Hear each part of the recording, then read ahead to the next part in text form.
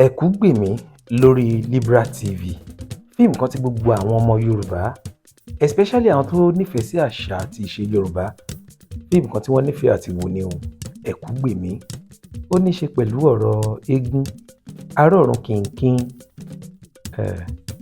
Ẹ lọ wo sinimá yìí kẹ́ ẹ gbádùn ẹ̀. Ẹ̀yin tẹ́ ẹ ti wò ó, ṣé ẹ̀ ń dúró de apá kejì? Tẹ́ ẹ bá ń dúró de part 2 Ekugbemi, like, comment àti shares yín ló máa fi hàn. Ẹ̀yin ẹ máa like ẹ máa comment pé we are waiting for part 2 of this beautiful movie Ekugbemi. A lè yá producer lára láti gbé apá kejì ẹ̀ jáde. Ekugbemi is a powerful Yoruba drama filled with emotional tension, shocking betrayal, hiding pregnancies, and painful family secrets. Ẹ̀yin náà lọ wò lórí Libra TV lénìí, ẹ gbádùn ẹ̀ dáadáa. Lẹ́yìn ìtàgé lórúkọ ìkànnì yìí níbi tí a ti ń ṣe àtúpalẹ̀ sinimá Yorùbá. Bí èyí bá jẹ́ ìgbà àkọ́kọ́ tí ẹ kàn ṣe alábàápàdé ìkànnì yìí, ẹ like, comment, ẹ subscribe, ó ṣe kókó sórí ìkànnì yìí.